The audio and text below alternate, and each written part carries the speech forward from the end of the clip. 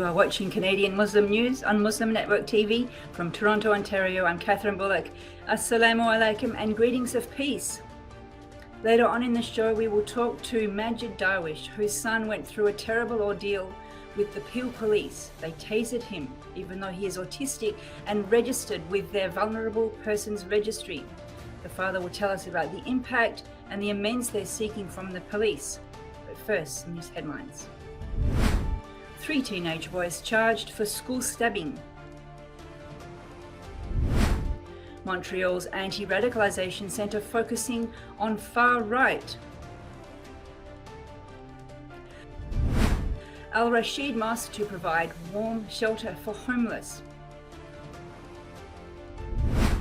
8 civilians killed in Somali hotel siege. And now the details. 3 teenage boys have been arrested following a stabbing on November 17 inside a Scarborough high school. Their identities are not released under the terms of the Youth Criminal Justice Act. 2 14-year-olds and 1 17-year-old have been charged with aggravated assault and possession of a weapon. The incident left a 17-year-old male student at Birchmount Park Collegiate Institute with critical injuries. The next day, Mayor John Tory held a meeting with the Toronto District School Board and Toronto Police Services. Tory says that the city has increased its commitment to the TDSB in order to address violence in schools. Montreal's Anti-Radicalization Centre has shifted its prime focus from Muslim extremism to far-right and conspiracy theories, reports a media source. The Centre for the Prevention of Radicalization Leading to Violence was established in 2015 after 2 terror attacks by Muslims targeted the Canadian military. Louis Audet-Gosselin, the Centre's scientific and strategic director, says that at its inception, the fear was of young Quebecers leaving to fight for ISIS. However, he says it became evident that its scope was not limited to Muslim radicalization. Gosselin says every type of ideology or political idea can have an extremist trend that leads to radicalization. Rashid Mosque in Edmonton, Alberta, which is the oldest mosque in Canada, is opening its doors starting today to provide warm shelter for vulnerable people this winter.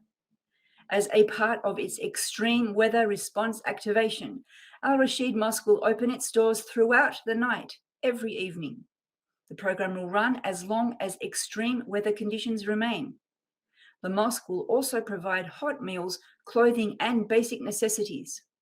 Staff will assist with additional requirements.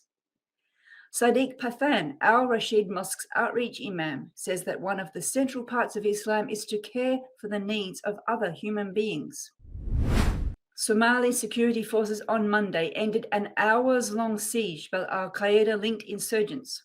According to the police, the siege in a prominent hotel in the capital Mogadishu late Sunday evening left 8 civilians dead. Around 21 hours later, police told reporters that the operation had ended. The police told media sources they were successful in rescuing about 60 civilians. One member of the security forces was also killed in the attack. The heavily guarded hotel is located a few blocks from the office of President Hassan Sheikh Mohamud. Al-Shabaab, which has been trying to overthrow Somalia's central government for 15 years, claimed responsibility for the attack. And that's it for the news. Our upcoming interview is about a distressing experience a Syrian immigrant family went through recently with the Peel Regional Police. A few weeks ago, the Peel police tasered a non-verbal 19-year-old autistic young man, Abdullah, before handcuffing him. The young man's father is speaking out against this on behalf of his son. To talk to us about what happened and how his son and family are coping, we're joined by Majd Darwich. Welcome to the show. Thank you. Welcome. It probably isn't easy to keep talking about this. I know you've done a lot of media interviews, but there will be people in the audience who aren't aware of what happened. So if you could briefly just tell us what happened to Abdullah. Yeah, actually, Abdullah, 19 years old, as you mentioned, he's non-verbal autistic. he managed to find the key, because normally we lock all the doors in our house. Because of him, he tend to run away. So he managed to find the key and run away about 8 houses from our house. Then he felt cold. He tried to open a car actually, but it was locked, and the owner was shouting on him. So he just left the car, and then he sat on a tree leaves, this autumn tree leaves, the yellow one. And as autistic boy, he liked to just play with these leaves. So he sat there and he was playing with the leaf. When the policeman came, they asked him to stand up, to raise his hand or something like that. He couldn't answer them because he don't know what they are talking about. So immediately they started to teaser him. I mean, there is many options for them, but they just went to the strongest, the strongest options they have. So And they when tasered him. when you arrived, apparently you found him on the ground, handcuffed with his face down, with a policewoman leaning on him. Yeah, and when I looked to his face, it was full of blood actually.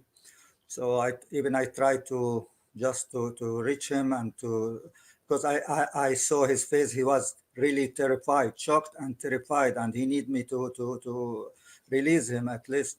So they prevent me. They just say, don't touch him, don't stay away from him, and the ambulance will come and will deal with him. And is that what happened? They didn't let you touch him? Yeah, they didn't let me touch him at all. I just waited there and looking to my son bleeding, and I cannot do anything for him. And he's non-verbal, but you talk to him in Arabic or English? No, always we talk to him in Arabic, but in any way he doesn't understand.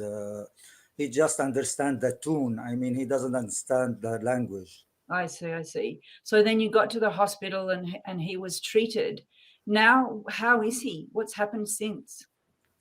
Actually, now his wounds is recovering actually, but he's still till now he's still shocked. I mean he's still afraid from any stranger to touch him, or to say to him hello. When he see any strange face, he directly run to his room. He don't want to sit in front of anybody. I, in general, those people, I spent about 15 years on this boy to enhance his behavior, to enhance his capability. With this incident, they draw him back 10 years. It must be very distressing, not only for him, but also for you and your family. How are you coping? I mean, me and his, now we are becoming, even us, we coming better. But before that, after 2 3 days, every time I couldn't speak about it. I mean, even with the media, when I was speaking, I always feel myself, I want to cry, because I couldn't stand to see my son asking me for help, and I couldn't do anything for him. It's very, very bad, this situation. The police don't seem to have a very good track record of dealing with people who have mental health needs. We covered on our show a family whose son was actually beaten to death. He's schizophrenic while he was in a holding cell. And it seems that you tried to take steps to protect him from such an outcome. Tell us what you'd done.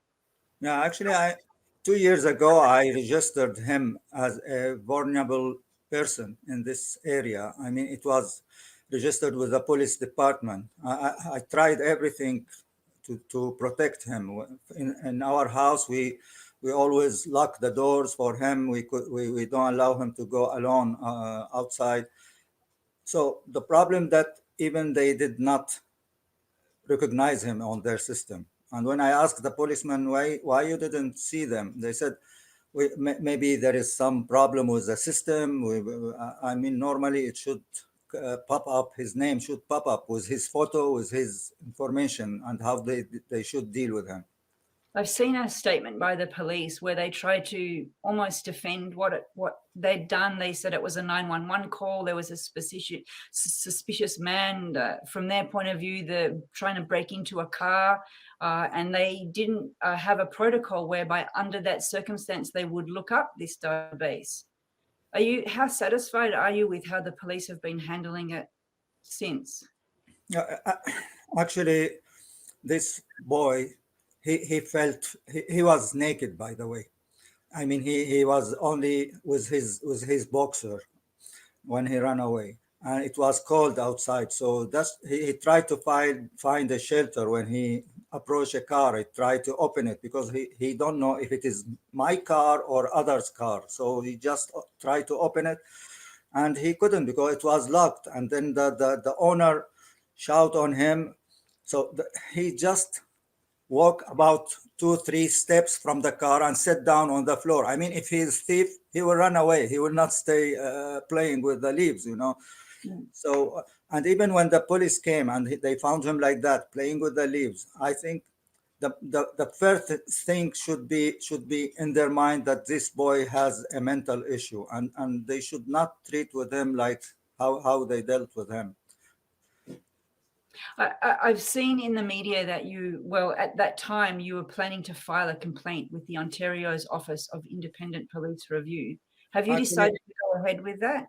Yeah, I have the complaint form is ready with me, but I prefer to make a case, actually, a legal case against the police department. So I contacted a lawyer, and they are working on it now, because what happened, it's not acceptable, not only for Abdullah, my son, it's also for all other people with disability in our community. It's very dangerous. Everybody now who has a boy with autism or anything else, they started to be worried about their children. I don't know if you're allowed to talk about it if there's this case now that you're preparing, but what are you going to ask for from the police in your case? Actually, the first thing I have to ask them to train their people before they let them in the street dealing with the people. They should train them how to recognize that this boy is sick or this boy is have some other issue. I mean this is very important. It's really clear that those people who dealt with him, they are unprofessional and not trained at all. I mean, in these circumstances. Have you heard from other people in the community who have unfortunately been in a similar circumstance? Are you getting outreach and feedback from other people?